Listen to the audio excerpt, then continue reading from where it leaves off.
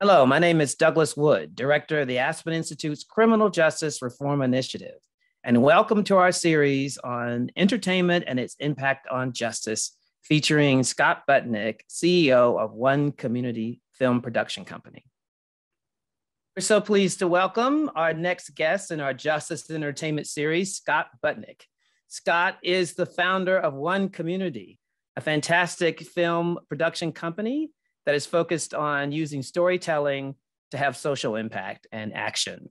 I actually know Scott, not necessarily as a film producer like most people do, but I know him from being founder of the AntiRecidivism Coalition that has worked to bring social change throughout the state of California. So we're just so pleased and happy to have Scott here as our guest today.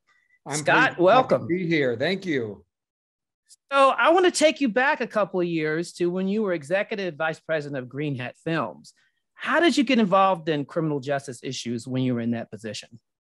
Oh man, I was working for a director named Todd Phillips. We just finished his first movie, which was called Road Trip, and we were on our second movie. Actually, we finished our second movie, Old School. And when we were starting Starsky and Hutch, and this is long before the Todd Phillips of the Hangover and all of that. We ended up, I got a call from a friend of mine that I met on the film, and he invited me down to a juvenile hall in the San Fernando Valley of Los Angeles. I went down on a Saturday morning to be a guest speaker in a creative writing class and sat at a table inside a juvenile prison, barbed wire, cells, etc. We got to this classroom, and I sat at a table with about 15 kids, all facing life in prison. And when I asked the first kid sitting next to me, how was his week? He said it was a really bad week. He just got sentenced to 300 years to life in prison. And as we went around the table, some kids were facing 50 to life, some 75 to life, some 100 to life, right? But I could tell their heart. I could tell, and I know from my own life experience with some of my friends that I grew up with, like who you are at 15 is not who you are at 18 or 21 or 25 or 30. And it just really was interesting to me that we as a system were willing to sentence children to die in prison. Half the kids in their crime, like David, who got 300 years to life, never even touched the weapon. In David's crime, he was with his friend who shot the victim in the butt. The victim was in and out of the hospital in a day. And for standing next to the guy with the gun, David got 300 years to life in prison. And that shocked my conscience. I told those kids on that day that if they keep doing what they need to do to change their life, I'm with them till the end. I realized real quick that if that was my son with my complexion and my resources, he would be out on bail and he would have the best lawyer in LA and would probably get probation for standing next to someone that shot someone in the butt. But David was poor. He was Latino, had a public defender, not a good one, and ended up going in for 300 years to life. And I just thought that was really screwed up. But you were going in there on a week, pretty often, right? Talking to these kids. This was my first time. And that first visit, I committed to starting to teach that class. That was February of 2004. And I committed to going in every Saturday. And today, almost 20 years later, I still go in every week. Wow. So tell us, what led you to found the Anti-Recidivism Coalition? And tell us about what it is. Yeah, absolutely. So I was teaching this class in juvenile hall. I was following kids that were going into youth prisons and staying in touch with them. I was following kids that were going to adult prisons. I had a very few amount of kids that were coming home. And it was all about helping get people get re-enrolled in school, go to college, find jobs, get therapy, housing, et cetera. And as the numbers grew of people coming home, myself and the chaplains I worked with and the teachers I worked with, we just didn't have the ability to work with that many people. So needed to figure out how to put together an infrastructure to help at this point over 120 of our students that have come home from incarceration. And so ended up going out and raising money in 2013 to start the Anti-Recidivism Coalition, which we call ARC. The mission is pretty much fourfold. First, we're a support group for people coming home from prison of positive young people, positive people coming home, and to give them a positive support system and a family and a community of people all kind of marching in the same direction when they come home from incarceration. Second, provide them with any resources that they need, from housing. We have 2 housing programs, college. Probably a good 70% of our members are in higher education, college and university, and that's how you and I, Doug, ended up first meeting. Creating pathways to employment. We have the largest construction union apprenticeship program, where we've placed over 400 of our members into the construction unions. We had 50 plus of our members build the Rams Stadium that the Super Bowl is going to be played in. We have the first ever firefighting program with CAL FIRE, where we're taking incarcerated people who were incarcerated firefighters. We have over 3,000 people in California that are incarcerated that become firefighters and fight wildland fires while they're still incarcerated. We created the first camp alongside CDCR and CAL FIRE for people when they get out of prison, so they can become firefighters for the rest of their life. We have programs into the film and television unions. And so those type of programs. And then, of course, all types of therapeutic services, one-on-one therapy, group therapy, parenting classes, financial management, et cetera. Our third thing that we do is change laws to create a fair and just system. And we ended up passing 26 laws in California that stopped young people from being sentenced to die in prison. And I'm happy to say, after we ended up passing that bill, David, who had 300 years to life, I got to go in there and tell him he now has 25 to life because of Senate Bill 260. And then because of all the great work David was doing in there, the governor ended up commuting his sentence and David came home. And, wow, that's fantastic. The policy changes are number 3. And number 4 really is that heart and mind change, right? How do we use now over 6,000 ARC members who are super successful in academics, in careers, raising families, becoming firefighters, paramedics, like first responders? How do we use the stories of these people who were once criminals, who were once gang members, who are now helping their community and saving their community to change people's hearts and minds? And so that really is kind of the 4-pronged mission of ARC. You know, I've seen this firsthand, how ARC members not only are involved in their community, but they're also very much involved, as you were saying, on the policy level. So tell us about the experience of ARC members and how they use their experiences to literally change policy when it comes to significant issues and laws in California. Well, when we identify an issue around reentry or rehabilitation or extreme sentencing that we decide to do as a group, and not just our staff, but our members as well, our members end up coming up to Sacramento, our state capital, and walking the halls with us, coat and tie, looking sharp, meeting with senators, meeting with assembly members, meeting with staff, meeting with the governor's office, and really showing live and in the flesh what redemption looks like, right? What second chances look like, what rehabilitation looks like. And I think a great example, Doug, is the work that you and I did when we realized that there were only like 3 or 4 community colleges serving the prisons, and the college that exists in prisons were all packets that were being sent in the mail, and people could only get their AA degrees, et cetera. And I remember having so many of our members who did college and higher education while they were in prison alongside you in our California capital, meeting with folks to put together the dream that you had. And when we were done, really because of you and the testimony of people who have lived this, right? Who have been inside prison walls and have gotten college degrees and gotten out and graduated from prestigious universities, we were able to make sure that all 35 prisons were served with in-person classes from 35 or so community colleges, where at night teachers were coming into the prison from the community college and turning a prison into a college campus. And that work turned into bachelor's degree programs, with Cal State LA going into Lancaster prison and offering a bachelor's degree, and now Fresno State offering a bachelor's degree in other prisons.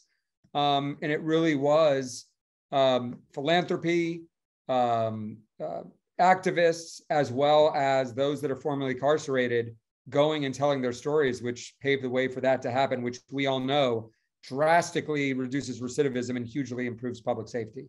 I want to build on that, this model that you used at ARC with policy experts and philanthropy with respect to the work you're doing now. So tell us about One Community. Tell us about how it's structured and what is your mission with One Community?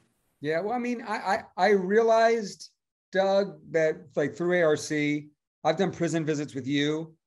Through ARC, whenever we bring people inside a prison to meet folks who are incarcerated, 100% of the time, they end up changing their viewpoints, right? They understand the humanity of it. Brian Stevenson always talks about proximity, right? Becoming proximate to those that are behind the walls. And I realized that when we told these stories, whether it was in a 30-second video, a 2-minute video on social media, a 5-minute segment on the news, a 15-minute segment on 60 Minutes, right? Like people would change, right? That was the way that we were able to really increase empathy, reduce bias, et cetera. And I realized that I had left my biggest tool in my toolbox by leaving the film and television business for 5 years to create that type of what we call culture change or narrative change, right? The changing of people's hearts and minds. So instead of them voting for a system that locks people up and throws away the key, they then understand that a humane system includes rehabilitation, it includes hope, it includes love, it includes reentry, right? And tons of support. And I ended up raising $75 million from different investors and starting a film and television company for social impact. So we finance the development and production and creation of TV shows, films that can move issues. And we just recently put out the Aretha Franklin movie Respect, starring Jennifer Hudson, that dealt with issues of women's empowerment and arts education and domestic violence and mental health and trauma. Before that, we did Just Mercy, where Michael B. Jordan was playing esteemed lawyer Brian Stevenson, and Jamie Foxx was playing his client on death row, and Brie Larson played his law partner. And we were able to create a 2-year social impact campaign around the release of a film. So when we had a studio putting a movie out for the world to see, and we had actors like Michael B. Jordan and Jamie Foxx and Brie Larson, we were able to bring in different faith groups, right? From the National Association of Evangelicals to Black Baptist preachers to the Jewish folk to Catholics, and screen the film for faith leaders, for churches, et cetera, all over the country. We were able to pull together a huge campaign with conservatives, with the American Conservative Union. We're able to screen for governors throughout the country who control systems of mass incarceration. We were able to partner with the NBA and create the Play for Justice initiative, where NBA teams screened Just Mercy and then made the commitment and came into prison to play basketball and have deep conversations in prison, and then support those prisons' rehabilitation and the reentry of those coming home to their communities, and just made tremendous impact. Ran legislation with the governors that saw the film in 9 different states. It was just a beautiful experience, but it really was the test case of how you use film to create empathy in people's hearts, to reduce bias. And we now have 24 more projects that we're developing in the film space and the television space with huge actors, with huge directors, around a plethora of issues, not just criminal justice, but racial justice and immigration and education, women and girls, addiction, mental health, et cetera. Just really with the mission to make the world a better place and to unite people under common values. This seems like such an interesting model for other production companies. We recently had Rashad Robinson on as a part of this series to discuss his #ChangeHollywood movement. What are your thoughts about that? And how is it related to some of the work that you really advocate for and the type of support you give people who are usually locked out of the system? Absolutely. I mean, I think the work that Rashad and Color of Change are doing to change the landscape of who works in this business and at what levels, who who works behind the camera, who works in front of the camera, who are the decision makers. I think that's absolutely crucial. Even the storylines of shows being accurate and not increasing bias or feed people BS, right? And our company at One Community, we signed what's called the Inclusion Rider, along with Michael B. Jordan's company and others. And that's a real commitment to get to massive levels of diversity on all levels. So if we make a film around the topic of immigration, we're going to have immigrants in every department of the crew, from the grips to the electricians, to the costume, to the makeup and hair, to those in front of the camera, those that are helping us with the script, et cetera. So representation and inclusion all the way around, and also telling stories that are highly diverse with representation and inclusion at its center. Our director of Respect was an incredible woman, a Black woman who came from Broadway, named Liesl Tommy. She was incredible, and really expect to see a lot more diversity from us, both in front of the camera and behind the camera. And then how do you, Doug, let me add this, yeah, because I think this is important. We've had hundreds of our ARC members go into the film and television unions. So hundreds are working on commercials, music videos, television shows, films as union grips, union electricians, union camera operators, et cetera. We also started an incredible partnership with Universal Studios, where we have a half dozen every semester interns in all aspects of the studio at Universal Studios. And this was a program started by the chairman and CEO of the Universal Filmed Entertainment Group. And he meets, the CEO of the company meets with the interns, gets to know them, calls me and says, I had the most inspiring day of my life meeting this person. And so to see the buy-in within the business and to see how it's actually enhancing people's companies and giving a diversity of thought, of opinion, a perspective, when you have someone that's working for you that comes with extreme gratitude, that is so thankful every day that they came from a place that looked like a prison and are now working in one of Hollywood's most elite film studios, and the gratitude that comes with that. It's been an incredible experience, and just want to keep scaling that, working with HBCUs to create more of a pipeline into the business. And there's other people doing incredible work. Charles King at Macro, so many others. I was going to ask you, do you see even more opportunity in the advent of streaming services with regard to diversity in the industry? Man. I think streaming, obviously it changes the theatrical movie business, but COVID was doing that also, right? Like much fewer movies will go into movie theaters. Movie theaters will consolidate. Your big Fast and the Furious and Spider-Mans will probably still go into Jackass, will still going into movie theaters, especially movies that skew younger, right? But it's probably the end of like a Just Mercy or a Respect being in movie theaters. And those are movies that are really ripe for streaming. And so I think streaming opens up so many more buyers, so many more lanes, employs so many more people. I think it is a net positive for sure. You know, there's a debate going on in the country right now, trying to balance public safety with policing. And as you know, I live right here in Harlem.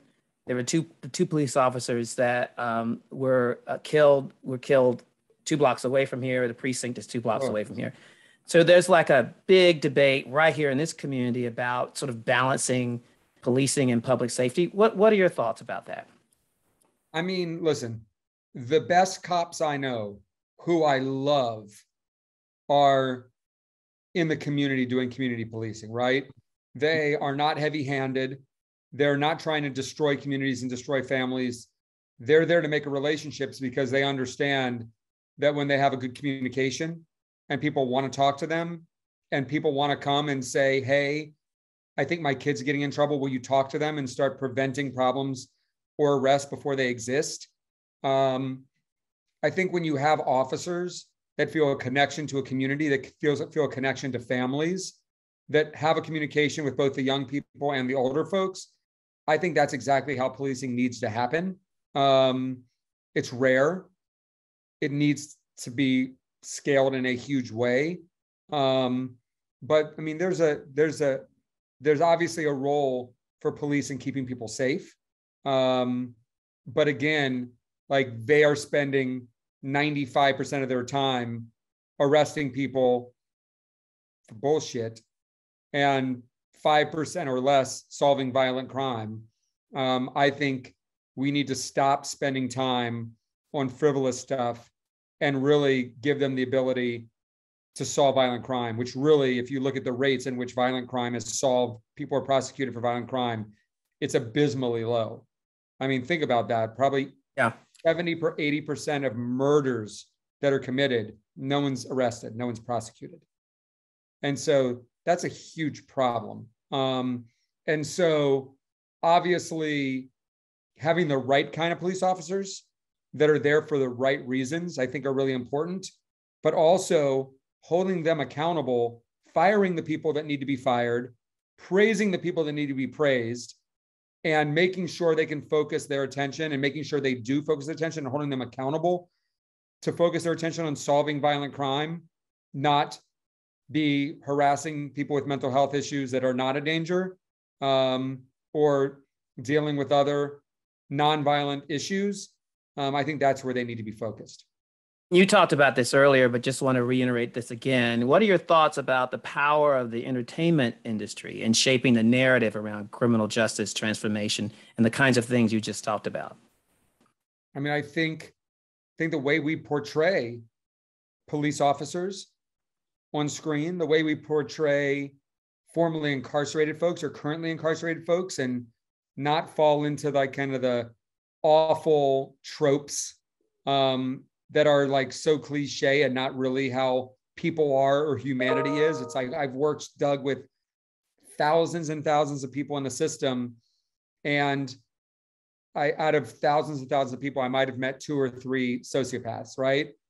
99.9% of the people had an enormous ability to change their lives, and have. And so not only on the news every night, seeing the worst crime in America being projected every night, but where are the stories of hope? Where are the stories of change? Where are the stories of transformation, right? Like right now you watch the news and it is just hammering violent crime, but not the stories of transformation and redemption. And that's a huge part of what's going on here. And to me, that's not partisan, right?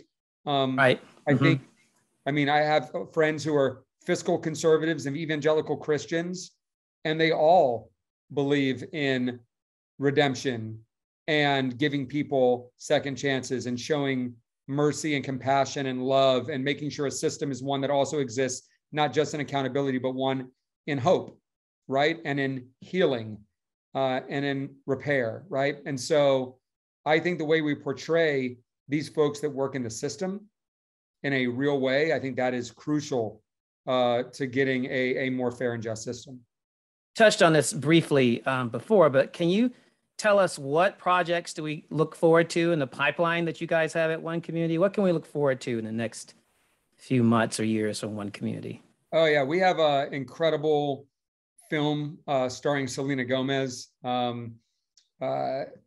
basically playing a woman named Sylvia Vasquez Lobato, who's a hero of mine in real life. Sylvia is a Peruvian immigrant who came to San Francisco and was sex trafficked earlier in her life. She got through her pain and her trauma through scaling and summiting the biggest mountains in the world, and ended up, when she went to summit Everest, she started an organization for sex trafficked girls, and she ended up bringing the girls to Everest with her so, as she says, to leave their pain at the biggest peak, right? And at the biggest mountain. And so we're doing that movie. It's called In the Shadow of the Mountain. It's a book that just came out a couple of weeks ago, written by Sylvia Vasquez Lobato, and Selena Gomez will be playing Sylvia. We're doing the incredible story of King Leopold's kind of conquering of the Congo, and then a bunch of human rights activists overthrowing him. It's called King Leopold's Ghost. It's going to be directed by Ben Affleck and produced by Martin Scorsese. And it's passion project of Ben Affleck, who does incredible work in the Congo. Our friend Gina Belafonte and Harry Belafonte are producing the film with Ben Affleck, Martin Scorsese, and us at One Community. And that's something I'm unbelievably excited with. We bought the incredible second book by the author of The Kite Runner. And that's an incredible movie that's going to be, TV series that's going to be set in Afghanistan around women during the reign of the Taliban. And that's going to be as a limited series. And then a lot of more like big commercial movies. We have like the first like Latinx Creed Rocky boxing movie with a almost all Latino cast. We have 2 television shows that are comedies kind of set in the world of environmental rights. And so we're having fun with this. Sounds good. Well, Scott, thank you so much for being a part of this series. We want to thank you so much for all your hard work and all your commitment to social justice issues, and wish you all the best with One Community and your continuing work with ARC. And I can't wait to have a drink with you at Perch in LA the next time I'm there. All right, Doug, look forward to seeing you. This was great. Okay, talk to you soon. Take care.